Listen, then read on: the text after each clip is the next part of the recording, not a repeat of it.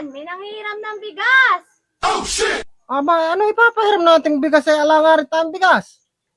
Masyado naman kasing bigas lang eh. Hindi na uso ngayon ang hiraman ng bigas. Sabihin mo wala. Ayaw, di ma. Boss, Ay, diba? Mabalita. lumapit ako dito eh. Ha? May sadya ako sa inyo. Ah, ano ba atin? Wala ako kaming bigas eh. Nak- Hiram mo sana ng bigas eh.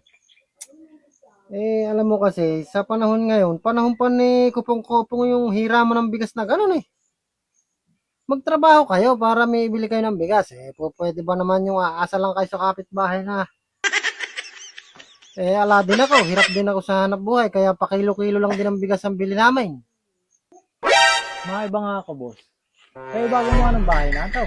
Ha? Kayo ba gumawa ng bahay na ito o pinagawa niyo lang? Aba hindi, ako gumawa niyan. Aba, ala nga rin ako iuupay, kaya ako ang gumawa ng bahay na yun eh. Napakagaling nyo naman palang gumawa ng bahay, ano? Pulidong-pulido ah. Para talagang sinusukat ng ano ah. Aba medyo may nalalaan din naman tayo kahit pa paano lang. Hindi naman sa magaling, kumbaga marunong lang. At saka napansin ko, boss eh, ba't ba napaka-pogi nyo ata, ano? Ha? Napaka-pogi nyo ata. Hindi naman masyado. Medyo, kumbaga sa kuwan eh.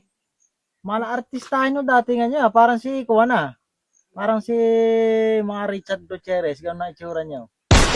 Masyado naman. Abe, De, ibig sabihin pa niya, hindi pa kayo pumupustura ng maganda niya. aba hindi. Nakita mo naman yung ano ko eh. Pambahay nga lang ito. Pantrabaho nga rin. Aba, pag siguro kayo pumustura ng Kuwan dyan sa kababaan, baka mapagkamaluno kayong Pangulo ng Pilipinas ah.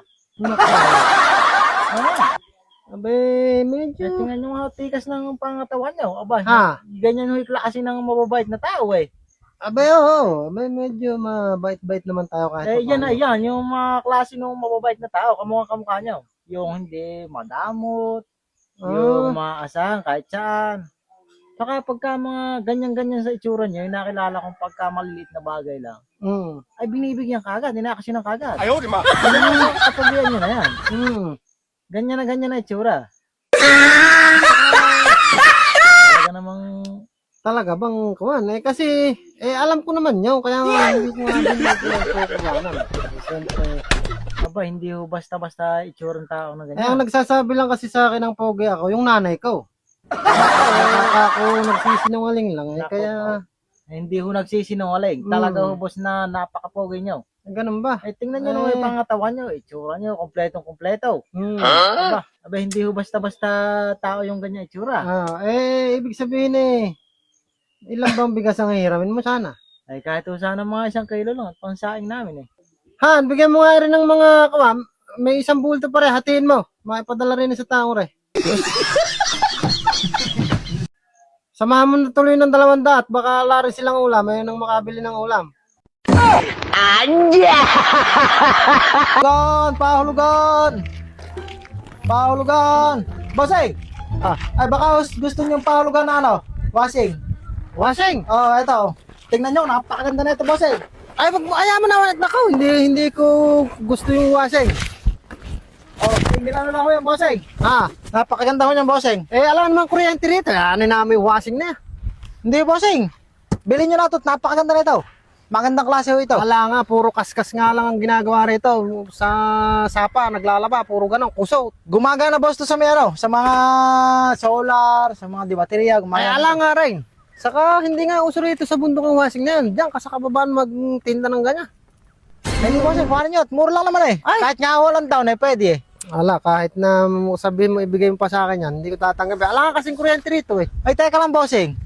Parang maganda, matagal na ba kayo rito? Kayo ba talaga lihitin mong tiga rito na? Aba, dito ako tinubuan ng tenga. Dito na ako pinanganak sa lugar nito eh. Bakit ba? Ano ba mga pinampapaligo nyo rito? Paano bang paligo? Yung mga ano, ba't napakapogi nyo? Ay, Ayaw, di ma. ito lang. Yung mga naliligo lang araw-araw sa sapa. Diyan sa tubig. Kasi kakaiba kayo sa nakikita kong mga tao rito. Yung mga tigabundok kong nakikita kasi. Hindi mga kamukha nyo, hindi ganyan kapogi eh. Ano bang niluloko mga tao eh? Tingnan nyo naman yung pangingitsura nyo. Tingnan nyo yung pangingitsura nyo. Lintik ang postura. Abay, hindi. Abay, mga artista kayo nung dating nyo ah. Talaga ba? Oo, Tingnan mo nga. lago ng kailay. Hindi, ganun talaga. Siguro.